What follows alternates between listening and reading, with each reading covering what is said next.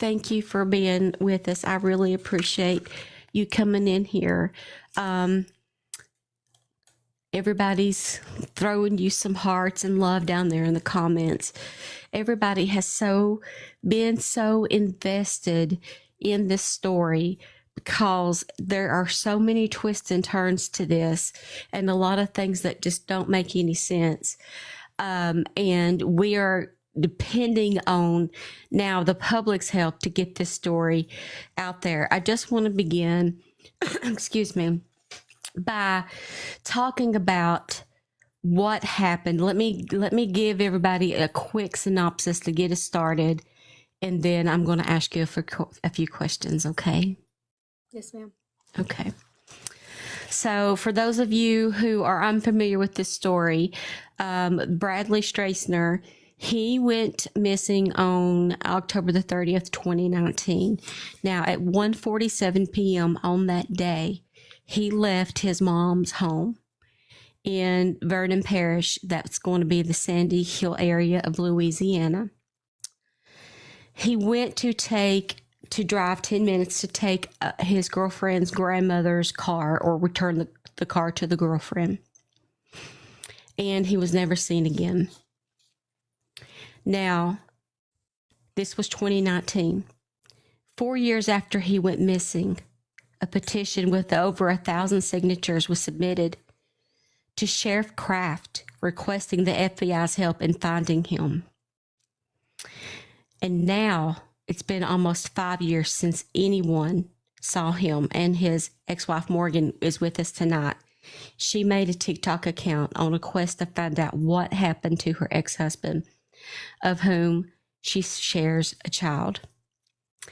She joins us tonight to tell his story, and hopefully once we get this live done, I'm going to put it out there everywhere we can to get someone bigger's attention who could help you even further, okay? Can you begin by telling us about that day, October 30th, what you know and how you found out he was missing? Of course, he wasn't reported until I think it was November the 5th, because it'd been a few days since anybody had seen him. But can you start by telling us what you know happened on that day, October 30th? Yes, ma'am. October 30th, 2019. I don't know. What I know about that day is what I've heard, everything that I've gathered from very early on by people that knew him at the time. Seen him, was associated with him, his mother, his ex-girlfriend, people in the neighborhood where he was last seen several times. Personally, I do not know, because Bradley and I were out of touch. We had not physically laid eyes on each other in about a year, approximately a year, before October 30th, 2019. And like you said, November 5th, I believe, is the date that his mother officially filed the missing persons report. And I don't know if that was the exact day that the sheriff's department shared a post asking about his whereabouts, and if anybody knew, to let him know, or if he could contact somebody. But either that day or one day really, really soon after it, I had received a phone call.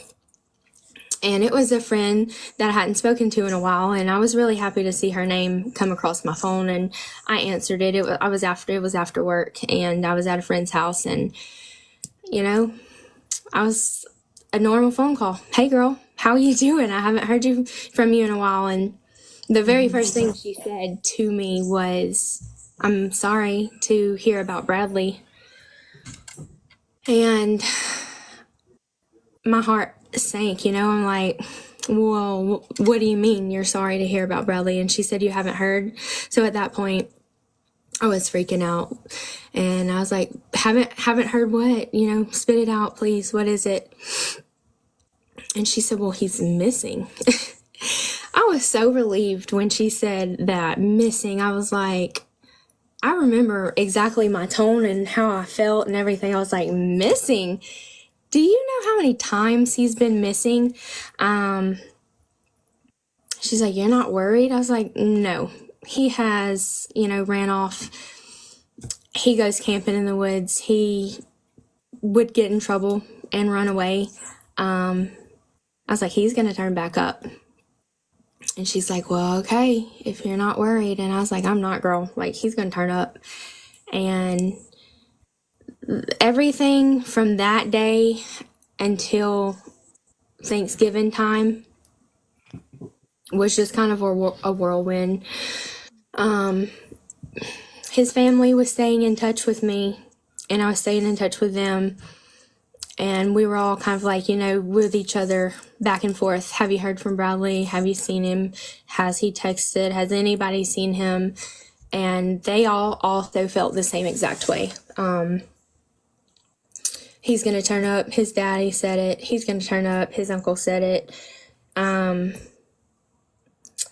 So I had heard some things, and it made me think that he was probably not doing very well at the time, of the last day that somebody had seen him.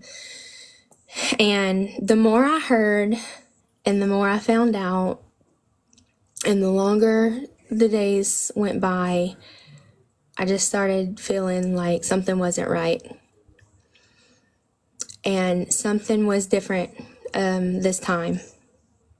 On Thanksgiving Day, supper was done and all the family had left, and I told my mom, I said, I'm going to go for a little while. I didn't really tell her what I was going to do, but I'll be right back. I'll be back as quick as I can. And I left my kids with her, and I drove to the trailer park where everyone had told me he frequented and was the day that he went missing. And I pulled up into the trailer park, Shady Oaks Trailer Park, in Sandy Hill, Louisiana. And one of the first or second house, it was a trailer, I seen some people out there. And I pulled up and I rolled my window down, and these people came out from under the hood of a car. And I said, hey, my name is Morgan, and I'm looking for my ex-husband. And the guy's eyes lit up. And he said, Bradley? I said, yeah, Bradley Stracener, he's my ex-husband. And he pointed to a trailer that was pretty much next door to them, kind of tucked back. Mm-hmm. He said to me, what he said has always stuck to me. And I've never gotten the opportunity to ask him why he chose to say it that way. I've never seen him again, but he said, if you want to know what happened to Bradley, you need to ask those people that live over there in that house, as he was pointing. And I don't know if I asked who lives there or if he just came out and told me that people named Jason and Danielle were the ones that lived there. So I went over there and I knocked on the door, and I could tell that somebody was inside, but nobody would come to the door. And so I just left, and I went back a couple of different times, and they never answered. The third time they got wind that, I was coming back, or either they figured I was going to, and they said, basically, you need to tell Morgan not to come back to our house. We're not answering any questions. We have nothing to say to her. And they were asked by the sheriff's department to come and speak to them on their own accord. Just come up here and talk with us, and tell us what you know. They already knew for a fact that Bradley was at their house a few different times that day. And so they said, yeah, we will. They told him that they would. They never did. And I would say about a week later, when I guess the sheriff's department saw that they weren't going to come, they obtained a search warrant. And they did kick their door in, and they brought them in for questioning. And they, as Detective Vance said, lawyered up. Jason's mother apparently hired the lawyer, and they said they couldn't question him anymore. But sometime between them getting questioned and getting a lawyer. I don't know if that was something that them and the lawyer decided or if they just agreed upon, but they did, according to the sheriff's department, they told me this. They both took polygraph tests. And sometimes I feel like, because it's been 5 years, that I get the information mixed up. One of their tests was inconclusive. The other one failed the test. Wow. And, as to which one failed and which one was inconclusive, the best I can recall, Jason's was inconclusive and Danielle failed hers. Interesting. And they never questioned them again after that? Not to my knowledge. More run-ins, I'm sure. They are the kind of people who frequent the sheriff's office and the crime, dealings and whatnot. But not to my knowledge ever again being specifically questioned about Bradley. I'm speechless on that. Especially if one of them failed the polygraph, I would be bringing them right on back on in for some more questions. Mm-hmm. That's shocking. I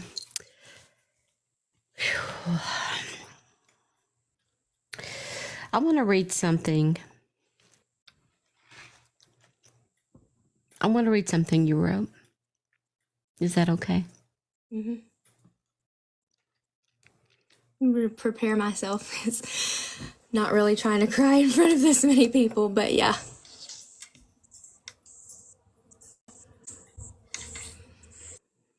Morgan wrote something that really touched me, and I wanted to read it to you.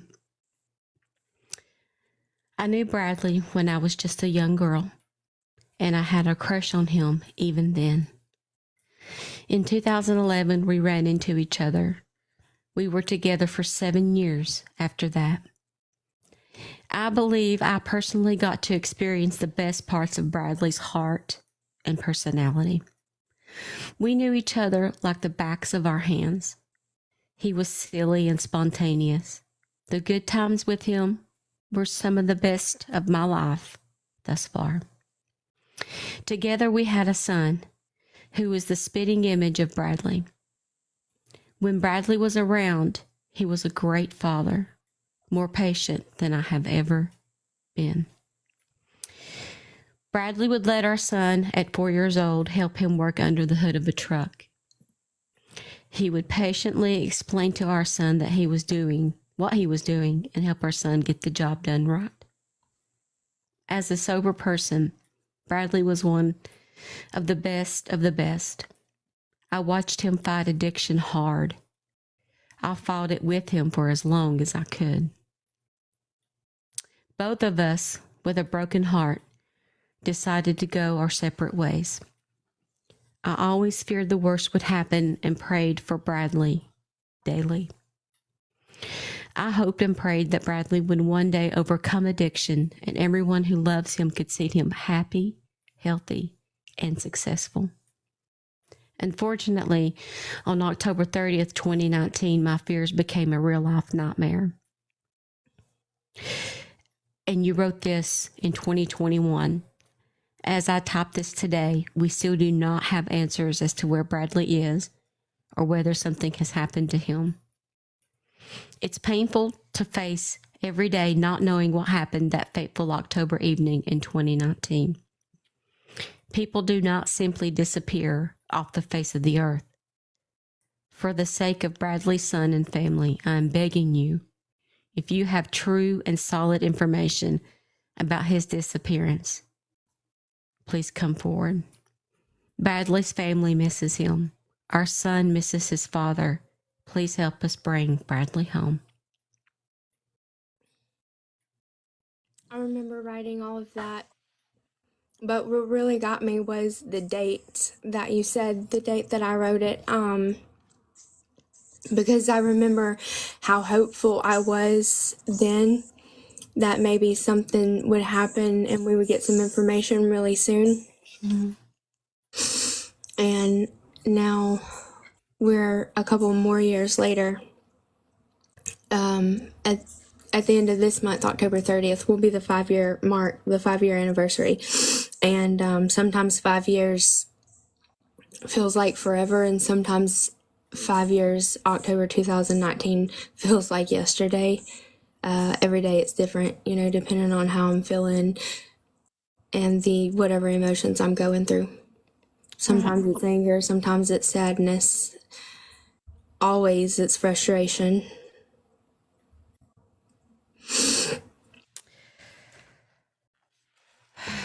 My goodness, I just can't imagine ever having to go through this. And I just think that you're very brave for coming forward and trying to get his story out there. Now, his last known location was Lonnie Jean Loop on Graham Road in Sandy Hill, Louisiana. Is that where he left from, or is that where the car was found? That is not where the car was found. That information, the fact that his very last known location was on Lonnie Jean Loop, came about last summer, not like just this past summer, but summer, July 2023. So down in Sandy Hill, Louisiana, and of course, I think a lot of my local people are watching and they will know, but for everyone who doesn't, I could try and paint the picture. The trailer park is a loop, and it's also down a road. The trailer park is not Lonnie Jean Loop. Bundix Road is what this road is called, and then the trailer park is a little loop off of Bundix Road. Bundix Road keeps going for about another mile, and it then Ys. And to the left side of the Y is just a little hook. It's a little curve. And the vehicle was found at that dead end. It's not exactly a dead end. There's a gate, and it's a big metal lease gate. And the car was very neatly backed in up to that gate, unlocked, and the keys, and some of this information has been mixed up over the years, and that's a really unfortunate part of all of this. Were the keys in the passenger seat? Were they in the driver's seat? Is that even relevant? Who knows? But it's just little bitty details like that we may not be able to keep up with at this point. So in the trailer park is where Jason and Danielle lived, where he was multiple times that day. Less than a mile from their home is where the car was found at the dead end. And then you get back out on Highway 10. And a little further up the road is Graham Road. And Lonnie Jean Loop is a road off of Graham Road. And the reason that later his last known location came out to be Lonnie Jean Loop, and that information was actually only ever put out by me, was because that is what an individual, a woman, came forward and told right before she was also unalived. And if you would like, we can discuss the details surrounding that. The lady you're speaking of is Austin, and you first came to know about Austin because she was in jail on an unrelated charge, and she told the police that she had something she needed to talk about and get off her mind. Do you mind to recap the story of Austin for everyone? Yes, that is correct information. In early July, like the very first week of July 2023, I don't think that this is information that I have shared on TikTok yet. A skull and a spine was found at Sabine River at the Texas-Louisiana state line on Highway 8. That was the very first week in July. I had gotten a different telephone number, and I received a message on FB Messenger, and it was from Detective Vance from the Sheriff's Department, and he was asking me to give him a call. And when I saw that message, I already knew about the skull and the spine that was located. So you can obviously guess directly where my mind went. And I call him immediately, and he's like, I want to talk to you about some things. I'm like, okay, I have a minute. And he's like, no, in person. And so then I was really freaking out. And he said, when can you be here? And I told him, what I told him was I could probably talk to my boss and come on lunch. Whether my boss told me yes or no, I was going to be there. And so I went up there on my lunch break, and we sat down, and he just began talking. He says that they had a female in custody, and he told me a story, which I will tell. And throughout the story, he told me all the names that the female said. He told me every single thing except for her name. So he started talking. He says she gets arrested, later in the week, and she sits in jail for the weekend, and Monday morning rolls around and she wants to talk to them. And so they bring her, in, and they talk to her, they listen to her. She tells them that she found Bradley walking on the side of the road. They told me Cooper Church Road, which is at the end of Highway 10, across a major highway, 171, and I don't even know, 4 or 5 miles, I would say, up the road. So that was just kind of a little weird, but regardless, she picked him up walking on the side of Cooper Church Road in her story. Together, they decided that they would go buy illegal substances at an abandoned home back on Lonnie Jean Loop. There are so many abandoned homes on Lonnie Jean Loop, and I can promise you that ever since I heard that story, ever since I drove away from the sheriff's department that day, I have been trying to figure out which one. But there's got to be a dozen or more. It's an old trailer park that's shut down, condemned. There's other abandoned homes, actual, homes. One is an A-frame house. Still don't know. I have no clue. But, so they get to this house. They pull up into the yard or the driveway, and Bradley goes inside. She stays inside. She's supposedly on the phone with a friend, and she's waiting. A few minutes go by, and she hears 2 pew-pews 2 times, and she's freaking out and really scared, and saying to her friend, I don't know what to do. Do I stay? Do I go? What do I do? And before she can make a decision or get out, someone who they did reveal the name of, but on TikTok for safety reasons, which I don't even know if safety is a thing at this point, I choose to call that individual JS. JS is in her window with pew pew to her head, drags her out of the car, drags her inside the home,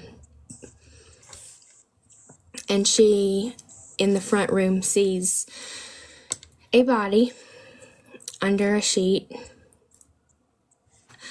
red bodily fluids puddled up on the floor, and an arm out from under whatever was covering him. They used the word, sheet. I have a lot of questions, considering that this is at an abandoned house and all those houses are really old, but that's the story. And she sees a blue bracelet on the arm. And when they did ask her, how did she know that that was Bradley? She says that he had a blue bracelet on and she knew that it was him and she didn't see him anywhere else. And she never did again. So they drag her to the back of the house. They beat the crap out of her. They tell her they're going to unalive her too. She comes back to the front of the house, and when they get back up to the front of the house, the body is wrapped in sheets, tarps, ropes, chains, and they put it in the back of Danielle and Jason's white Ford Explorer. And along with her, I'm sorry, I just get I'm sorry, continue. I just really hate that I hate this whole entire thing, but this absolutely breaks my heart. And sometimes I can tell the story, and sometimes it is extremely difficult. I don't know what the difference in those days are when I do and don't break down. I think nerves have been really high all day because of this. By the way, you are the very first podcast I have ever been on. But one other piece of information that I forgot to mention is that when she entered into that front room, according to Austin and according to what David Vance at the Sheriff's Department told me, Jason and Danielle were present. They were in there. So they load Austin and Bradley into the back of their white Ford Explorer, which is very accurate because every time that I went to their house, there was a white Ford Explorer there. They drive to the river bridge where the skull and the spine was found earlier in July of 2023. To the bridge, the locals call it the river bridge, above Sabine River at the Texas-Louisiana state line on Highway 8. They put cinder blocks and weights onto the ropes and the chains, and they threw Bradley's body over the side of the bridge.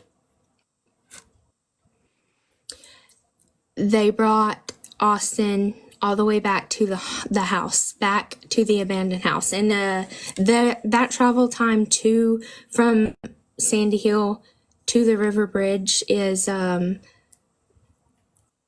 approximately 45 minutes. It's not just a short little quick trip.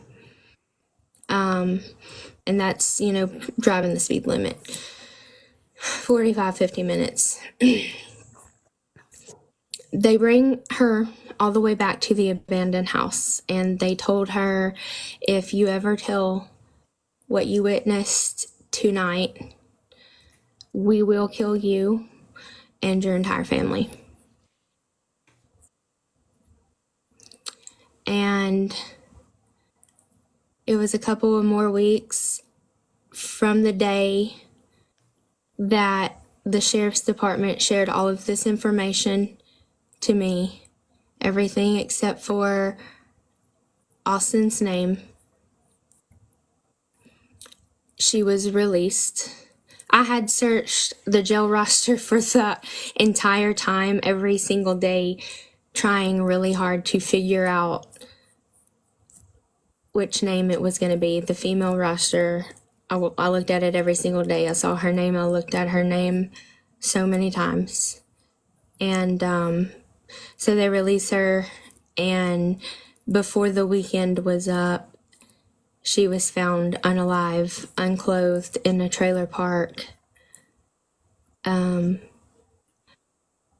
way that I learned that information, I'm still pretty close with a lot of Bradley's family, and a couple of his cousins hang around regularly.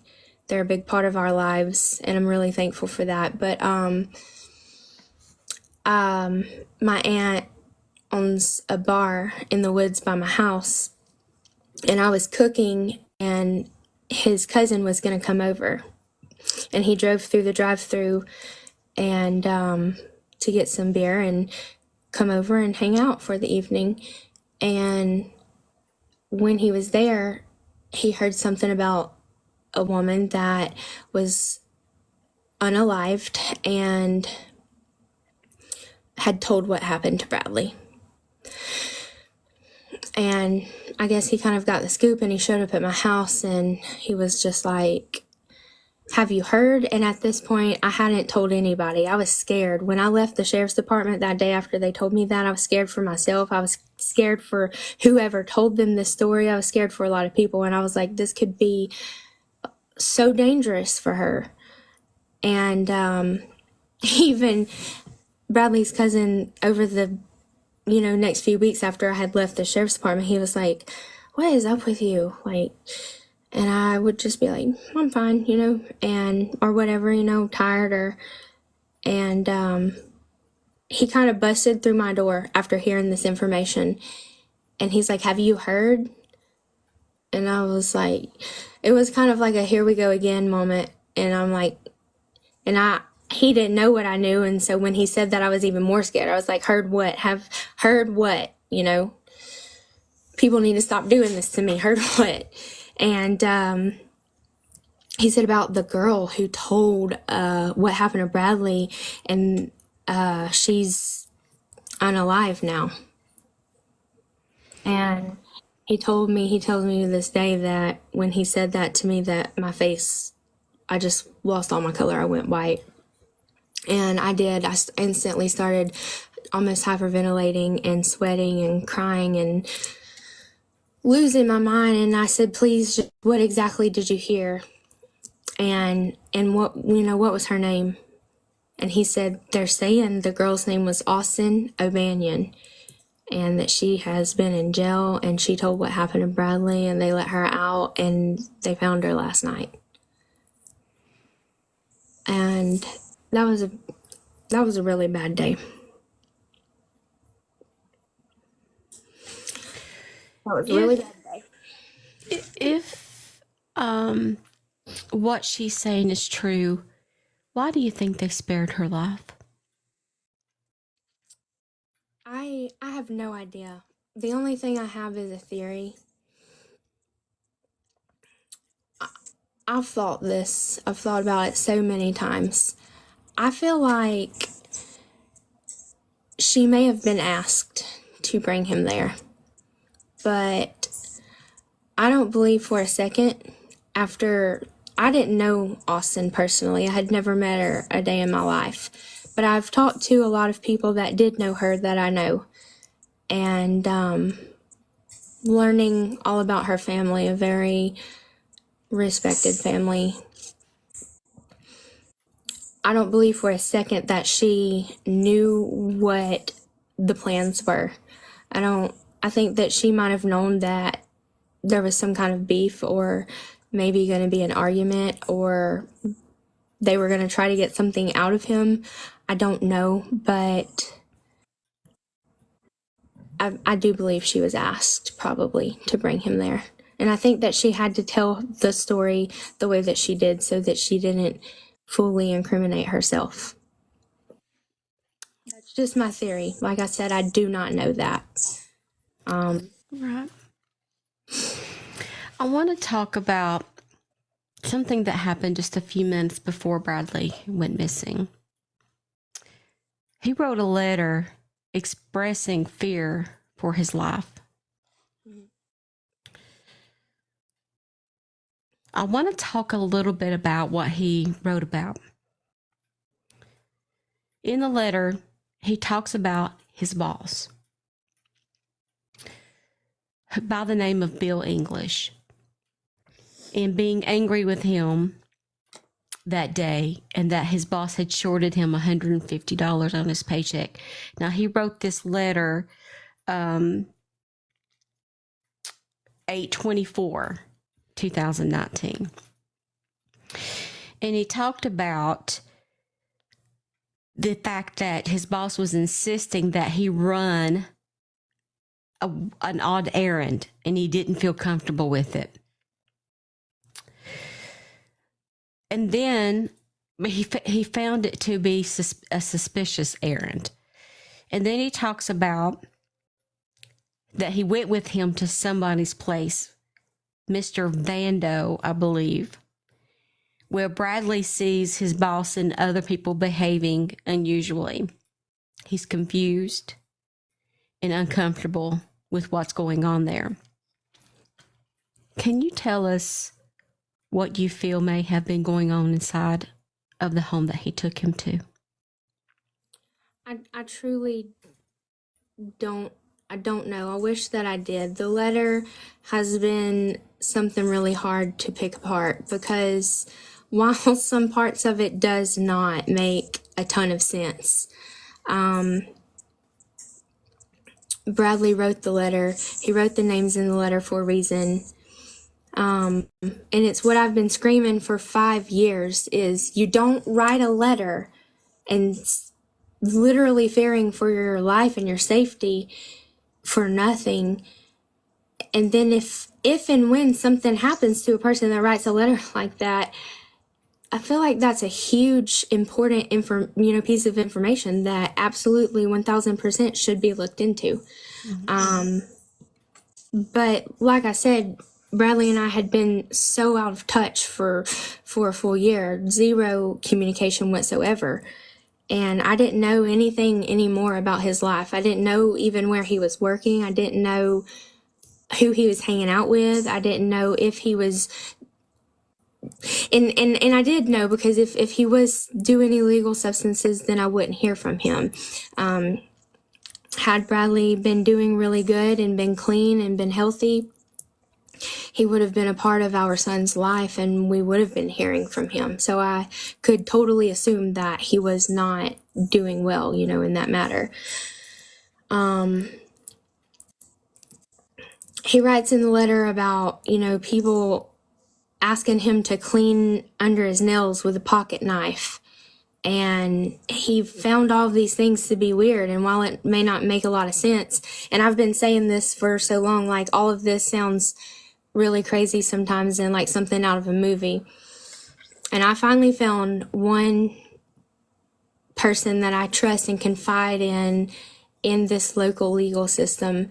And he finally told me one day, after I had said that probably a dozen times to him when I'm trying to tell him something, like, I know this sounds crazy. And he finally said, Morgan, you do not have to say that. Like, I believe everything that you're saying, and it doesn't sound crazy. Believe it or not, after all that I've seen, it's not too far-fetched. So that helped me ease up and not... Because it's hard to tell somebody else's story if it doesn't make a lot of sense, I actually wrote down what he wrote at the bottom of that letter. This is how Bradley ended that letter. Lately, it's felt like they were trying to set me up because of things they were asking me to do. And the very last line of that letter is, I write all of this because I am worried. And when I asked Detective Vance from Vernon Parish Sheriff's Office why they will not investigate the letter, because there's so many names in the letters and so many instances and places, he says, we're not bothering those people in that letter. That's nothing but crackhead gibberish. We can't make heads or tails of that. I actually wrote down right here that they called it crackhead gibberish because I was going to ask you about that. It sounds like they didn't want to take any part of that letter serious based purely on his past. And I find that to be unfortunate because there's a lot of information in this letter that could build motive. He talked about them asking him to burn down a house for an insurance fraud case. And when he refused, he was shocked to find out a few days later that the house that they asked him to burn down, which he totally refused, had actually been burned down. And he felt that they were trying to frame him for something or set him up for something. Mm-hmm. Does Bill English know the couple from the trailer park? Do they know one another? Do you know that? I cannot place any association on them, but gut feeling says, yeah. Gut feeling says, yeah, here too.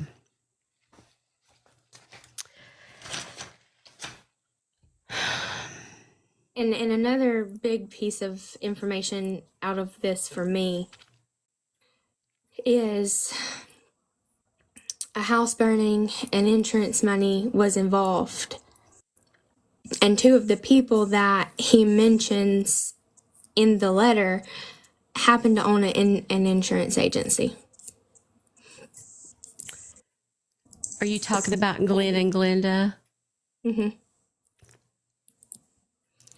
I Okay. confronted them in town. I just saw them one day, and I thought, because I had been thinking about stopping by their office and asking and inquiring, and that's all that I was going to do is I wasn't extremely suspicious of them at the time, because they're so respected, you know, they're very well known and very well loved and liked people in this community.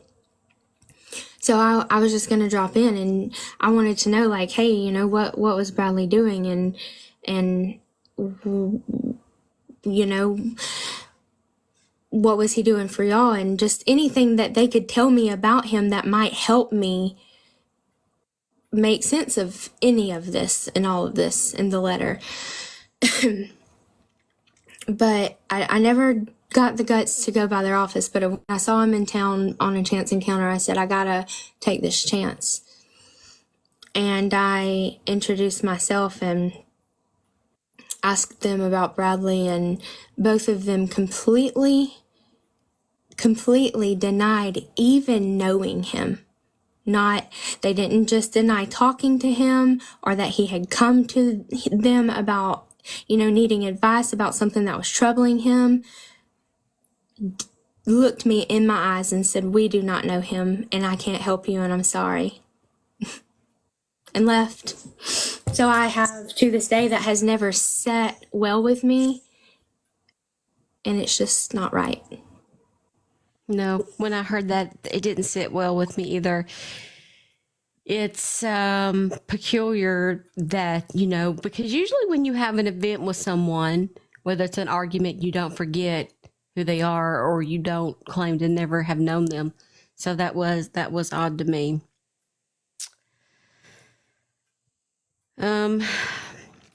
Sometime we talked about Austin sometime after his disappearance, but I wanted to ask you about this.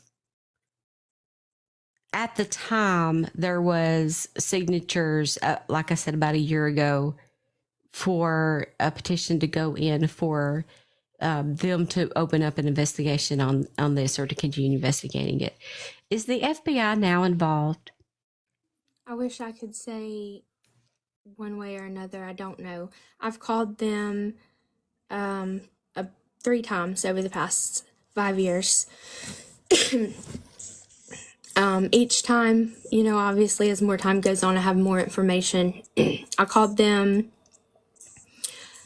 pretty early on. I called them right after Austin's unaliving, and I recently called them just several days ago.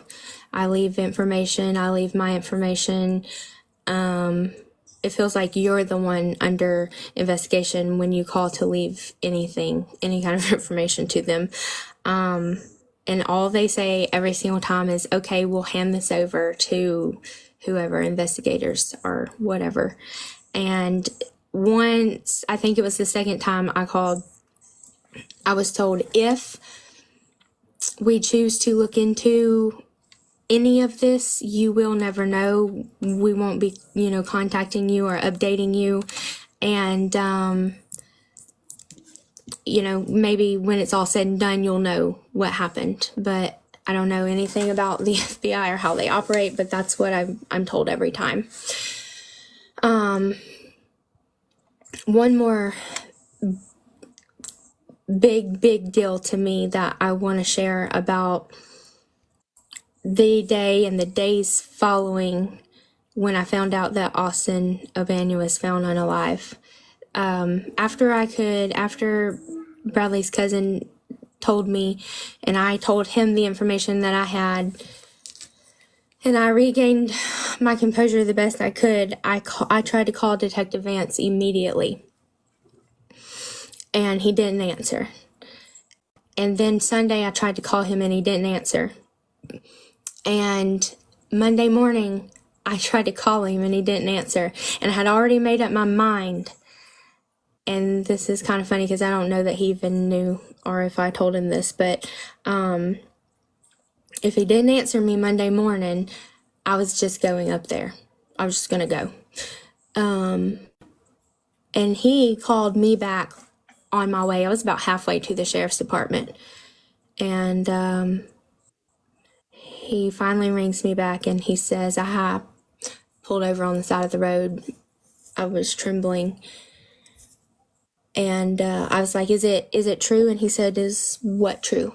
And I said, is it true that y'all found the girl that told y'all everything that y'all relayed to me unalive, and that her name was Austin O'Banion? Was that her name? And he said, yes, Morgan, that is true. Her name was Austin, and she was found deceased. And he says, then he kind of paused and kind of like he was hesitating. He says, but it's looking like just an unfortunate coincidence. And an apparent overdose, and her story died with her. Those exact words, word for word, is what he told me. Mm-hmm. And I said to him right then and there, I said that, no. I remember telling just no. Her story did not die with her, because you told me, and she took a polygraph test. That was another big piece of information that I left out when I was telling the story. She took a polygraph test, passed it with flying colors. The person who conducted the polygraph test even stated she did as well as you can possibly do on a polygraph test. And so, I said he told them, and surely you recorded it. And he's like, well, what I mean is now we can't go back and ask her any more questions. That's how that conversation went. And the weeks after she was unalived, my dogs were barking every single night and going nuts. And I was staying up and watching my cameras. I looked like I was probably paranoid and doing illegal substances, but I was not. I never have, and I just would hear my dogs barking, and I was sitting up and watching my cameras, and I was scared, and I was worried, and I was sick, and I was sad. That's something that's really hard to describe, is being so sad and distraught over the unaliving of a woman that you didn't even know. Because as bad as I ever wanted to know what happened to Bradley, I didn't want it to be at the expense of another life. And they can call it an apparent accidental overdose all they want, but I don't know if I can ever believe that. And I have recently found out that nobody believes that. I told him that too on the phone that day. I said, you can tell me it was an apparent and accidental overdose all you want to, but I know that's not true, and you know that's not true. I know you know that's not true. Mm-hmm. Sometimes people speak beyond the grave in more ways than you could imagine. So I find his choice of words peculiar. In true crime, I have seen where officials they like to wrap it up. You know what I'm saying? And sometimes it's easier for them to sweep someone who's known for rug use literally under the rug if that means less paperwork. And so I personally, and I told you this over the phone, I believe her. I don't know the sheep part. Maybe it was just an old blanket or something at the home, but I believe that she picked him up on the road that day.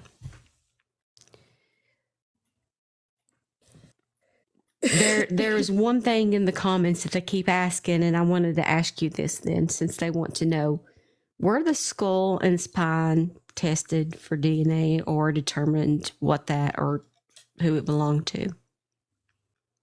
It was, and I cannot remember the name of the man. They said that it was, but it was a local man on the Texas side, in Newton County, and that's what it turned out to be. Who it turned out to be. I don't know anything, about details concerning his case or how he ended up there or anything at all. But it seems like nothing for a while was coming out. And I have to suppress some wild thoughts sometimes because I was kind of wondering, just how huge and deep and big could this corruption go? But then I was like, Morgan, you need to calm down with that because, they had to send that to a university and there's no way they can pay off people that far to lie. And that's how I kind of suppressed this. So to this day, they told me it wasn't Bradley. So I have to believe that the right thing was done and it's not Bradley, although it was in the exact spot where Austin says they threw him over the bridge at. And another thought that I've had, and it took me a while, it processing everything that happens comes in waves. I'll lay around and think about it, and I'll wake up the next morning and this light bulb will come on. And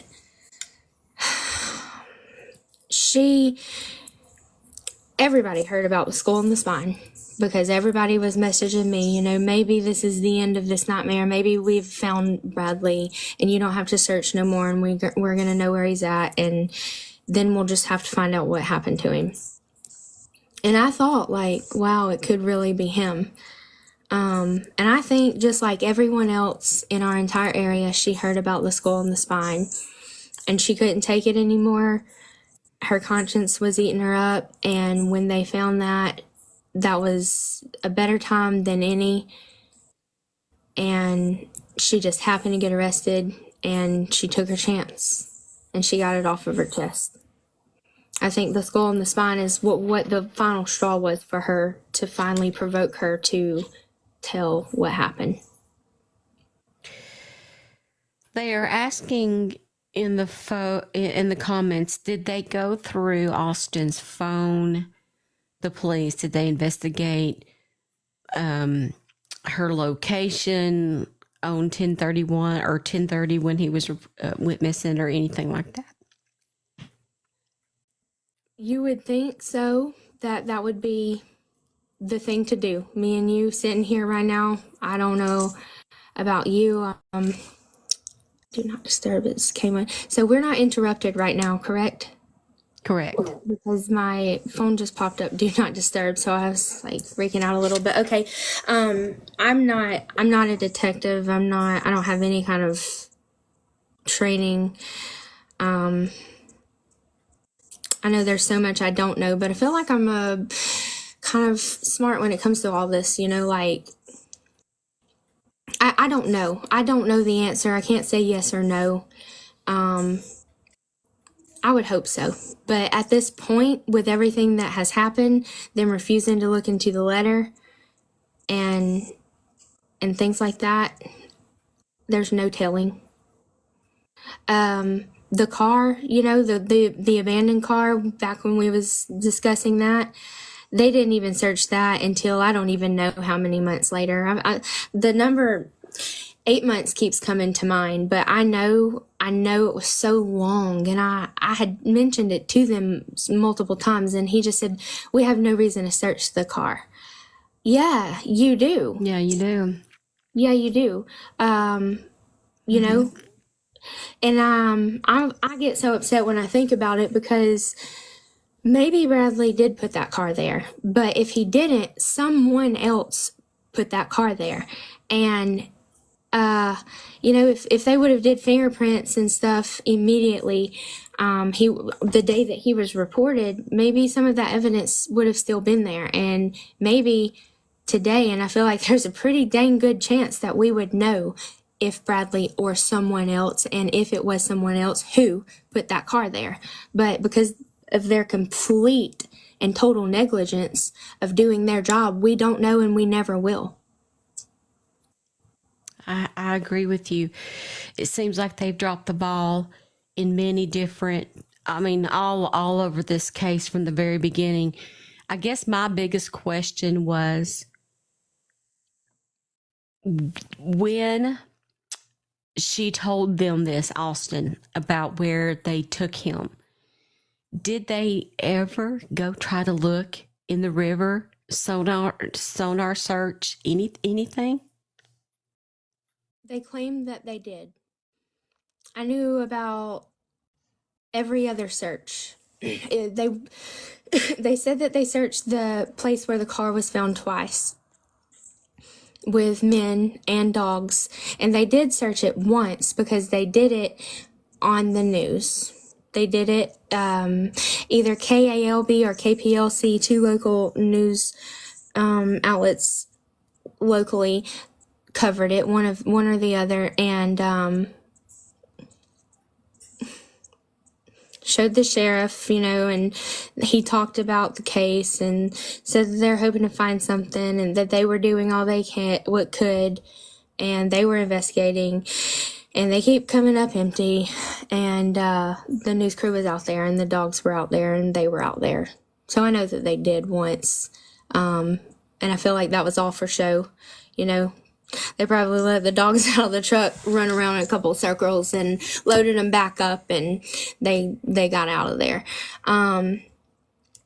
CUE, an organization called CUE, conducted a really huge search. It was over 2 days on a weekend. The sheriff's department was heavily involved in that, and I've been told, I was present there. I was behind the scenes. I've been told by Bradley's family that the sheriff's department dictated where they could and could not search. And that's just what I've been told. You know, I don't know that to be a fact. This is secondhand information, but I feel like it's pretty accurate. I don't think his family's gonna lie and tell me something that is untrue. But I think there was about 7 or 8 of us there, between family members, aunts, uncles, and friends. And they all said the same thing, that they felt like they were, you know, kind of in charge. And they got to be a part of that and look really good and talk for the news crews again. Even though CUE was the one who brought their resources in, this was no cost to us whatsoever. They had like a center set up, a trailer, dogs, volunteers, horses, 4-wheelers, equipment, maps. It was them. It was CUE, all them. Have you ever heard of a group called Texas Equal Search? I don't know if I'm saying that right. Has anybody ever reached out to them to see if they could help?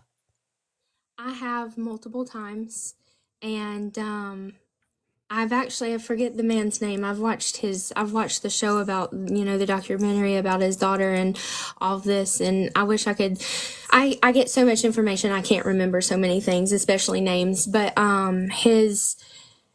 I spoke to that man who runs that, and he's an elderly man, and he said he's not going to quit doing this until the day that he dies. I spoke to him on the phone, and he told me, and Detective Vance told me, that they were trying to get up together, and that man told me on the phone that he was going to try to come into town, go to the sheriff's department, and speak to David Vance and get a search set up and done. They are extremely successful, and that's all that I know. I don't know what ever come of that, or if they did ever actually really search. And I know that we got a little off topic about the search of the river and didn't answer that question directly, but as I was saying, you know, every search ever conducted, they called me and told me about it. The river search, they never did. I asked them if they searched the river or was going to search the river, and they said yes, they were going to, and that they would call me and let me know something. And I was thinking about it constantly, and a couple of months went by, and I finally called him and said, Detective Vance, that is, I called him and said, you know, did y'all ever search the river? And he said, yeah, we did, and nothing ever turned up. And that was that. I don't feel like that's an honest answer. I don't either. Whether they searched or not, or if they searched and found something, either way, I don't feel like, yeah, we searched and nothing turned up is the entire truth.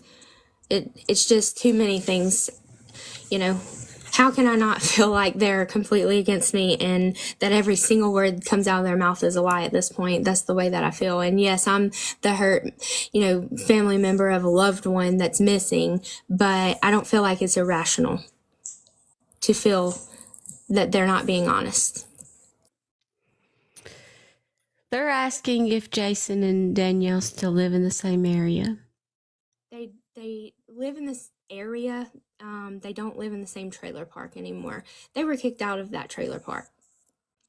The owners of the trailer park said they had to go. Lots of bad things always happened with them. The law was there constantly at their house. I was even told that they would get into arguments and fights, and that Danielle would chase Jason in the yard with a butcher knife. Well, she sounds like a gem. Yeah, I've seen her. She's a food delivery driver, actually, and accomplice in an unaliver, since I can't say the M word, is delivering food to people's homes, you know? Mm-hmm. I seen her at Chili's in Leesville one night, and they opened up the door and was like yelling DoorDash, and she was the one who went and got it. And I had my window down, and we were staring holes through each other's heads. And I had my son with me, and I wanted so very badly to say, you know, Oliver, do you see that woman right there? She's the one we need to ask what happened to your dad. Where is he at? Ask her. She can tell you. She knows. But I couldn't do that to him. If it wasn't for him and his little heart, I would have.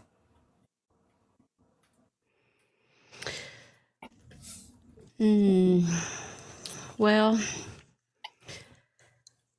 is there this? Do you guys have any other questions for her before we let her go? I try not to keep my guests too long. I know that they've got a busy life, and one of my last questions for you is, what can people do to help? It's sharing the videos, commenting. Can we put out a call to action for local residents to put in an email to the police department, a letter to ask where we are at in this investigation? Because I have found that once something is out in the public and it gets attention, and they know it's getting attention, they tend to take a second look at things. What can they do to help, especially people in the area, putting up flyers? Flyers, for sure. Flyers. Like, flyers on every single building, every single corner, every single business. You know, it would even, thrill me to know someone was to walk into Bill English's Beauregard transmission and ask him to put up a flyer, and Glenn and Glenda Dean. And I said in one video, if you go into a business and there's already a flyer, we'll ask them to put up two. They are telling me in the comments, have you ever heard of Ventures with a Purpose? I have. I've heard of them. Are those the people that dive? They are. Mm-hmm. Have you thought about trying to reach out to them and seeing if they would get involved?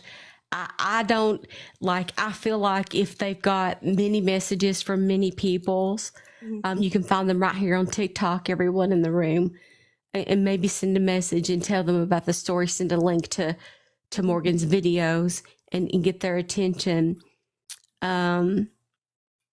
I feel like maybe we would have a chance. We need somebody like that with resources like that to come in and look at that river.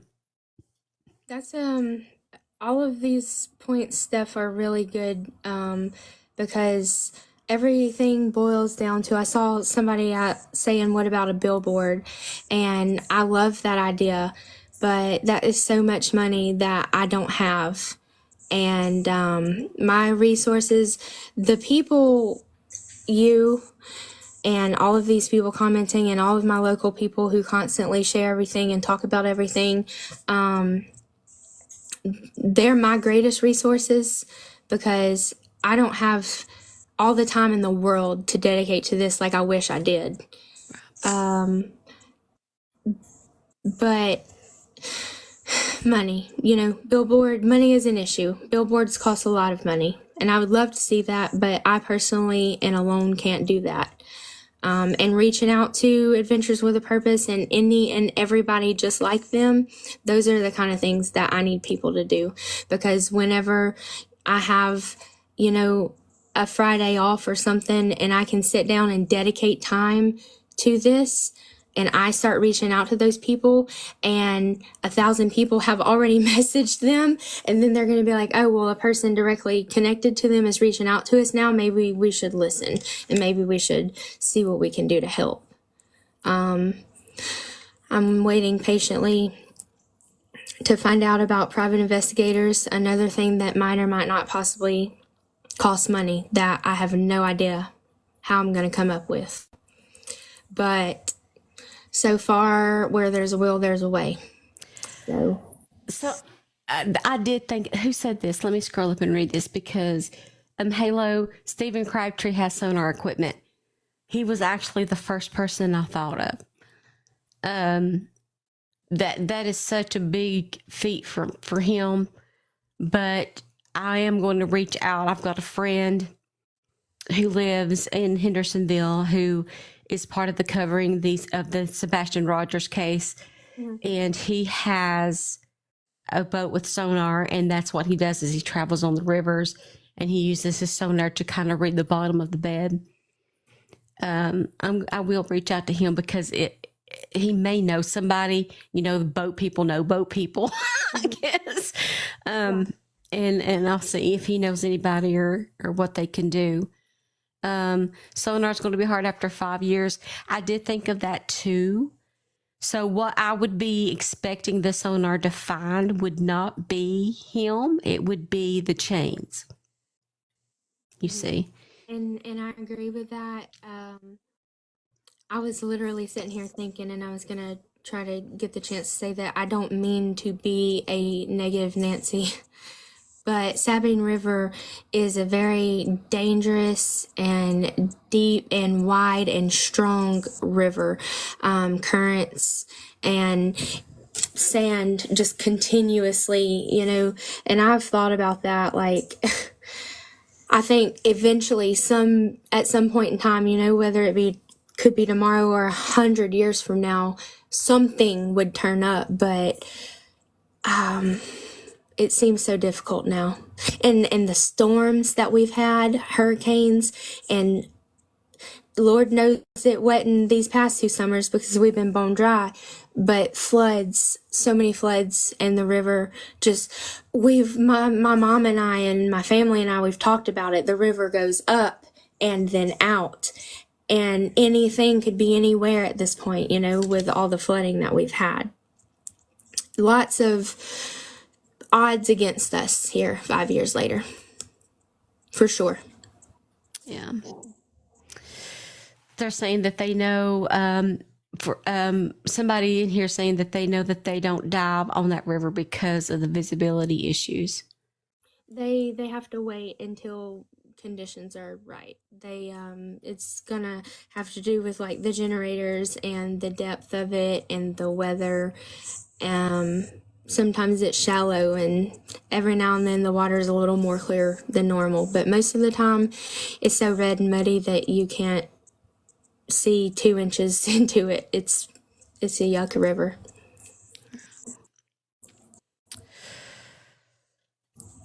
Oh my goodness. I know somebody who knows somebody at News Nation. So I'm going to reach out to them and see if they will pick up this story. No promises, but sometimes when you know somebody, you know somebody, you know somebody. Sometimes it works and sometimes it don't. But I'm going to do everything in my power to help you get exposure on this story. I've got a friend, everybody knows him on here as Justin on TikTok now. It's Justin the Nick of Crime. He's got 1.5 million followers. I know he would do a story on this if I asked him to. Mm-hmm. And yes, you can write the local senator there. Anything you guys can do to get attention, do it.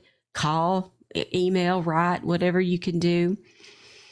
There's a message, a copy of a letter, Steph, that I composed for State Attorney General and Internal Affairs and people like that here in the state, and they can change it or tweak it or whatever, however they need to, as long as the information remains accurate. Okay. We have right now 460 souls in the room and 71.4 thousand likes. Morgan, thank you so much for being with us tonight and for opening up your heart and talking about Bradley and trying to make a difference and to bring some closure for everyone. That is inspiring to me, and I know there are so many. I don't know if you're seeing the comments, but they absolutely adore you and want to see justice for Bradley and see him brought home either way. Thank you so much for being. I know this is late for you. It's late for me. We talked about that. Us older folks here. We tired at night. We want to go to sleep. So I appreciate you doing this. And know that you could call me, text me. We could do it at a live if you want to do an update. And I'm going to continue to do videos for him and see what resources I can pull together to try to help you along this journey, okay? Well, you say thank you, but actually, no, thank you. Thank you, and thank everyone else that has seen this, and thank TikTok. My head's still spinning. I wish I would have. It's something I wish I would have did a lot sooner. I didn't, but I am here now, and y'all have just blown my mind. I can't believe what has happened, and this is wonderful news for this case, and I hope in the end it's going to be wonderful news for this parish. I know there's some that may not feel that way, but I do. You're an inspiration. Thank you so much for being here, and everybody is here to support you and to help get his story out there. There are so many missing folks around the country, and they can't be found unless we look for them. So I appreciate you, and so does everyone here, for standing up for and having a voice for people who can no longer have a voice for themselves. Thank you so much for saying that. Thank you. I'm going to let you down. You're welcome to stay or go to bed, whatever you want to do. But I'm going to open up the panel for folks to come up here, and we're going to continue to talk about this case for the rest of my time here, which is about another 40 minutes. And answer. I got my notes here, and I'll try to answer any questions I have. Okay. Thank you, Morgan. Thank you. Bye bye. Good night. I'm gonna do my best to stay on. I'm Okay. gonna see if my kids are asleep. All right. Thank you so much. Goodbye. Thank you. God bless. Bye.